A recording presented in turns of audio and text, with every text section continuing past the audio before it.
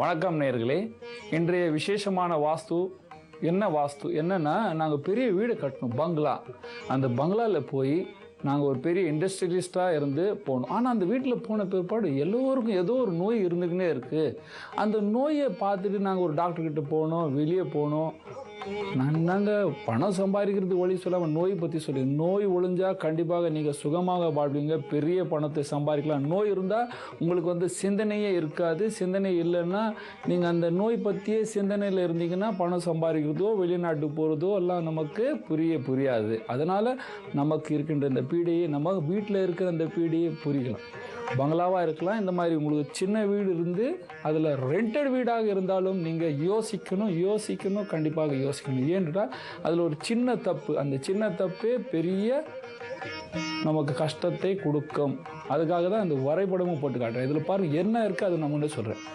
விரயஸ்தானம், மீண்டும் சொல்கிறேன், விரயஸ்தானாதிபதி லக்னத்தில் இருந்து பூர்வ ஜன்மத்தில் சிவன் சொத்து திருடுறவர் அப்படின்னு சாஸ்திரத்தில் எழுதுன்னு நான் சொல்லலை. ஆனால் அவருக்கு வயிற்று சம்பந்தமான நோய் வரும் அப்படின்னு, வாயு சம்பந்தமான நோய் வரும், பித்த சம்பந்தமான நோய் வரும். ரெண்டாவது கருத்து இது ஒரு வரைபடத்தில் ரெண்டாவது கருத்து என்னென்னா, ஒரு மனிதன் இண்டஸ்ட்ரியலிஸ்டாக இருந்து பெரிய பணக்காரனாக இருந்து அந்த வீட்டில் போய் அவர் திடீர்னு ஒரு 3-4 வருஷத்துக்கு அப்புறம் M6 விளையாடி பல கோடியை விட்டார்கள். இன்னொரு மூணாவது கருத்து இதுலேயே, அந்த வீட்டில் நாங்கும் பொழுது எங்களுக்கு ஒரு பையனுக்கு தான் கல்யாணம் நடந்தது, அது வாங்கி ஒரு 2 பசங்க கல்யாணம் பண்ணோம், அப்போல்லாம் நல்லா இருந்தோங்க. இந்த 3வது மருமகள் வந்த பிற்பாடு எங்கள் வீட்டில் எப்பொழுதுமே ஒரு பெரிய பிரச்சனை வந்துடுச்சு. அதனால் எங்கள் பசங்கள்லாம் எங்களை விட்டு பிரிஞ்சு போக வேண்டிய நிலைமை வந்துடுச்சுங்க. 4வது என்னங்க ஒரே சாப்டர் 4 சொல்லிங்க. ஆமாம், கண்டிப்பாக இந்த மாதிரி இருந்தால் 4வதுன்னு சொன்னேன்.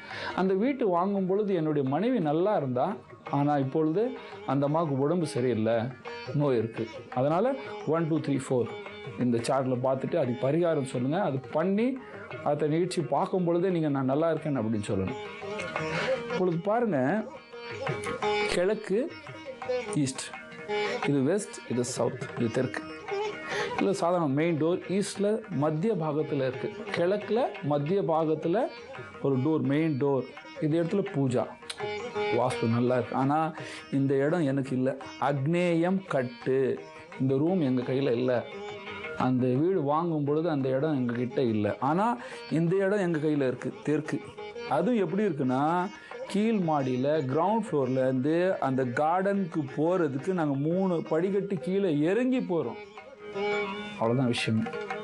தெற்கு திசையில் எப்பொழுதுமே அதிகமான காலியான இடம் இருந்து அந்த வீட்டில் நாங்கள் படிக்கட்டு ஏறி அந்த கார்டனுக்கு போகிறோம் அப்படின்னா, தெற்கு கீழே இருக்குது, வீடு மேலே கட்டியிருக்கீங்க. தெற்கு திசை எவ்வளோ கீழே இருக்கோ அவ்வளோ நமக்கு அதிகமான பிரச்சனை இருக்கும், நோய் நொடி இருக்கும், நம்மளுடைய பணம் திடீர்னு காணாமல் போகும். அதுலேயும் நாங்கள் என்ன செஞ்சுருக்கோன்னா, இங்கே ஒரு சின்னதாக ஸ்விம்மிங் பூல் மாதிரி கட்டியிருக்கோம் அப்படின்னு. சின்னதாக ஸ்விம்மிங் பூல் இருந்தாலும், தண்ணீர் தொட்டி இருந்தாலும், கிணறு இருந்தாலும், அந்த வீட்டில் வர ஹவுஸ் ஓனருடைய மனைவிக்கு எப்பொழுதுமே சுகர் வந்துடுச்சுன்னு அர்த்தம். அந்த மாதிரி வந்தால் லக்னாதிபதி 6ல் இருந்தாலும், குரு 6ல் இருந்தாலும், குருக்கு ராகு 12ல் இருந்தாலும், குருக்கு 12ல் ராகு இருந்தாலும், ஏனென்றால் அந்த மாதிரி யோகத்தில் தான் இந்த மாதிரியெல்லாம் அமைப்பு வந்து சேரும். அந்த மாதிரி இருந்தால் கண்டிப்பாக நோய் வந்து சேரும். இன்னொன்று, இப்போ வீட்டுக்குள்ளே வரும், வீட்டுக்குள்ளே வந்து பார்க்குறோம், இந்த இடத்துல கிச்சன் இருக்குது. இந்த கிச்சனும் எப்படின்னா சென்டர் கிச்சன், மாடர்ன் கிச்சன்.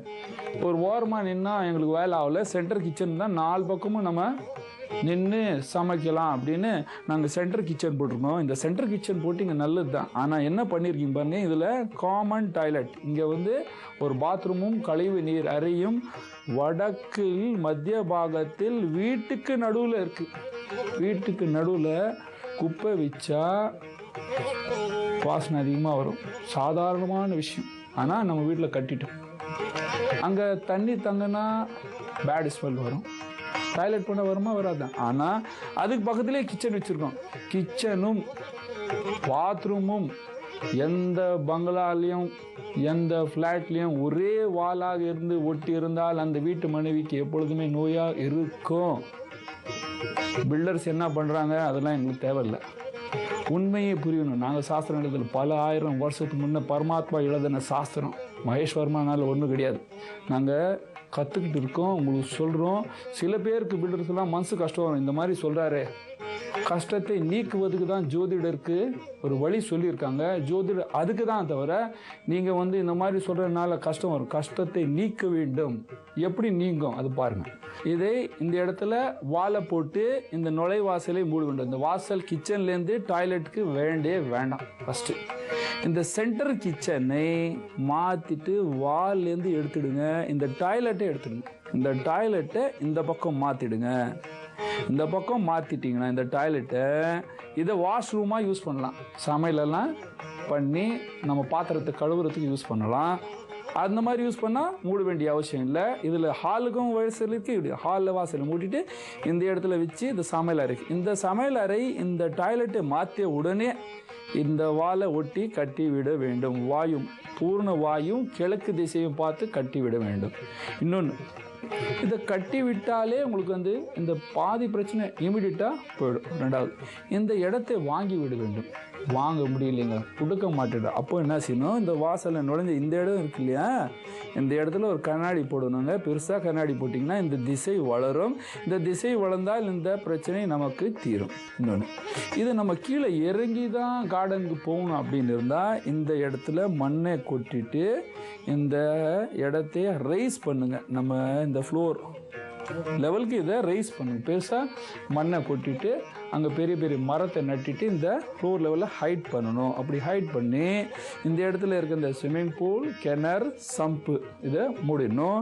இந்த படிக்கட்டு எடுத்துடணும். வீட்டிலேருந்து தெற்கு திசையில் போகும்போது மேலே போகணும், கீழ் பக்கமாக போகக்கூடாது. அந்த மாதிரி இருந்தால் தான் நமக்கு வாழ்க்கையில் எப்பொழுதுமே பின்னால் பார்க்க வேண்டிய அவசியமே இருக்காது.